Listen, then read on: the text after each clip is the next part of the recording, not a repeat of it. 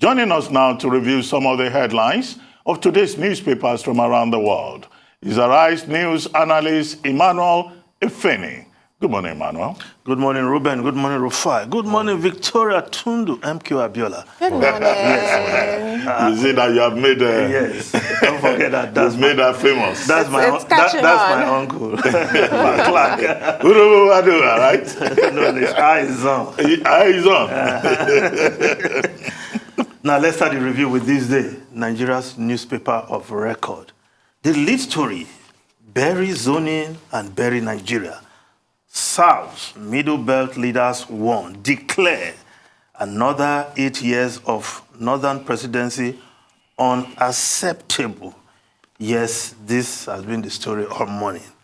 And E.K. Clark dwelt on this matter extensively, going down memory lane, going down history, all the effort made to integrate, reintegrate, and reconcile the Igbos after the Civil War. And I've always said on this program that the reconciliation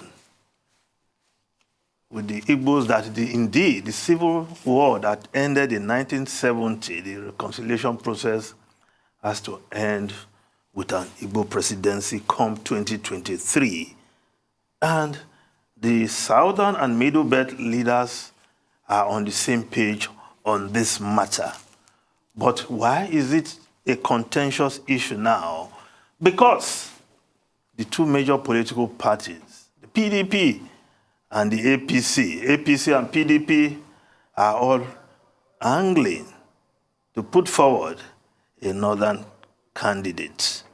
Because in their thinking of some of the political bigwigs, is that only a northern candidate can harvest the kind of vote that will win an election. But again, there must be some miscalculation in this thinking. Those who think there's a bank of votes in the north must think twice.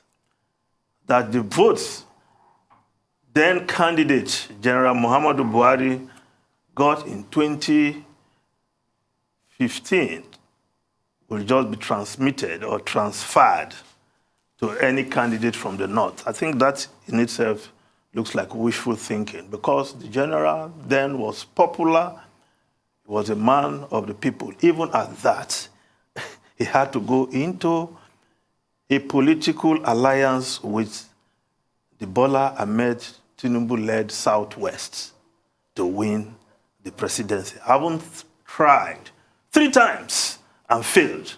I was even crying to say, I will not run again. But again, he was given the ray of hope by southern politicians led by Bola Ahmed Tinubu, and he won. Suddenly, people are talking about bank of votes, 12 million. Only a northern candidate can harvest. Even Atiku is even saying he has assured 11 million votes, because that was what he polled, forgetting that most of his votes also came from the south. But if the PDP and APC go ahead and field northern candidates, what will happen? Well, the old men who, as they say, see afar, sitting down what the young ones cannot see, even standing up, are saying, no zoning, then there will be a problem in the country come 2023. But what I can see, and you want to conjecture, if APC fields a northern candidate,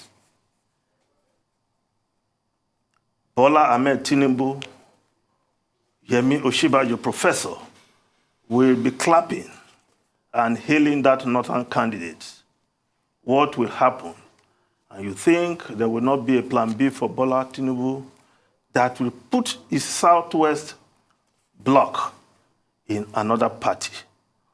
Or the PDP eventually fields a northern candidate, and all the Igbo states, the southeast states that have been voting for PDP will go on election day clapping and voting for PDP again. Well, I think the politicians should think and know that this is about Nigeria, the unity of Nigeria, fairness, equity in this country. And other newspapers are also weighing in on this story. Now, the Vanguard newspaper, Muslim clerics, CAN, that's the Christian Association of Nigeria, the Pentecostal Fellowship of Nigeria attack APC, PDP on zoning. We ask for Southern presidency, Islamic preachers. No going back on Southern Christian president CAN, the Christian Association of Nigeria. Pentecostal Fellowship of Nigeria mobilizing for Christian president. Source, bury zoning, bury Nigeria. Southern Middle Belt Leaders Forum warns APC and PDP. Zoning top agenda as PDP's NEC meets May 10. Yes, PDP has been shifting that meeting. They don't want to take a decision on zoning, but a decision they must take. And the decision they take may also determine what happens next in the country, not just the political party or the general election. Now, the Punch newspaper, presidency, APC, may field northern candidate awaits PDP primary, presidential ticket. God will show us the way, says Lawan. PDP, blame PDP if not retains power, says APC shifting. Nigerian suffering, deserve new leadership, PDP spokesman. Now, the Guardian newspaper, go after terrorists, eliminate them, Buhari orders security. Why we have been unable to rescue Abuja Kaduna train captives. President breaks silence. Says he's having sleepless night over Nigeria's insecurity. Good to know that the president does not sleep, but want to see the result. Fish out soldiers working for terrorists. Chief of Defense Staff charges commander, says chiefs celebrate Eid al-Fitr with troops in Borno. Buhari, Erdogan exchange Eid greetings. Now, the Nation newspaper, terrorists use captives as human shield. President Buhari is being quoted there. Separate chiefs should locate, eliminate criminals. IG deploys surveillance choppers. While the New Telegraph newspaper, why it is difficult to rescue train kidnapped victims by Buhari. Now, the Daily Sun, 2023 presidential election, I will hand over to whoever wins, assures Buhari again. Orders security heads to go after, eliminate terrorists, salutes media on role in sustaining democracy. Yes, today is World Press Freedom Day. I take it from there.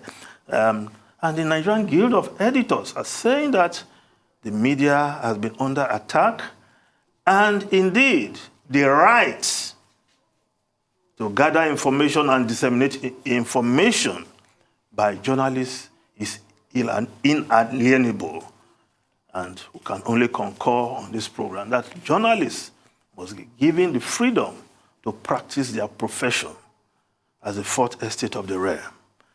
Now, the Daily Independent newspaper, Buhari, not part of plot to drag Jonathan into presidential race, presidency. Yes, a group claim that the plot to bring back that word, that sentence, bring back Jonathan as president.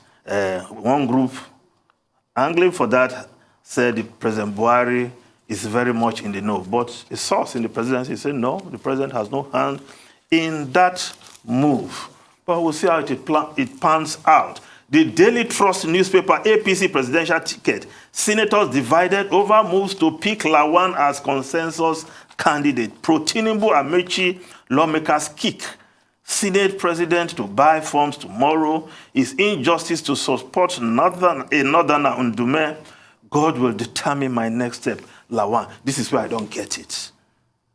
There's been this speculation that Ahmed Lawan, the Senate president, also wants to run.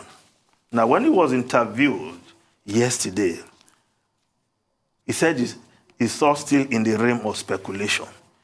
If the subject of speculation is saying it's in the realm of speculation, I mean, you cannot deny, you cannot confirm, then not to add when God says. I think politicians should just do things properly. But the Daily Trust report is saying that even at the Senate, because they are all going there as delegates, they are torn into two, whether to back him as a consensus Senate candidate or not. Of course, supporters of Amechi, Bola Ahmed Tinubu will have none of that. But let's look at other issues troubling Nigerians. The Business Day newspaper, Nigerians cut down on proteins as inflation bites. Yes, the hike in food prices has forced many Nigerians to take meat and other sources of protein out of their menu, as the costs of home-cooked meals has jumped in recent months. Yes, food inflation is a major problem in the country, and many families are literally struggling to feed the home. Now, many have removed meat, fish, egg from their menu. And some families, they now do what they call 101 or 010, taking one good meal a day, drink good water in the evening, and sleep. This is the problem of many Nigerians. Food inflation. Yet, people are saying that the same poor people who voted in 2012 or in 2014 for President Buhari will just go to the poll and deliver that number of votes to APC because they have done well with the economy and other aspects, including security. Not so easy. Nigerians will ask questions on election day. Now, if we just look at the foreign newspapers quickly, now the Times of London, rising inflation to blow £7,000 hole in pensions. Yes, inflation in Nigeria, inflation in the UK, and many countries around the world. Of course, Britons who work in the private sector are said to suffer because of a gap on increases that means they will not keep pace with the price rises. And according to the report, this floor will cost the pensioners an average of £400 this year and £7,000 over their lifetimes. I'm sure many pensioners will not be happy in the UK. Like they are not happy in Nigeria. Even in Nigeria, many pensioners don't even receive their pensions, thanks to governors who would rather be donating around the place and forget about pensioners. Now, this story I know will interest Tundu. The New York Times. Leaked draft shows Supreme Court will topple the Roe versus Wade case. Yes, the 1973 ruling that made abortion legal in the U.S. is about to be upturned by the Supreme Court. And a draft of the judgment written by Justice Samuel A. Alito with other justices on board shows that they will upturn that judgment. Over 50 years, that has been the law in America, written by only 8 people in the Supreme Court. And that has been the battle for those who call themselves pro-life in America.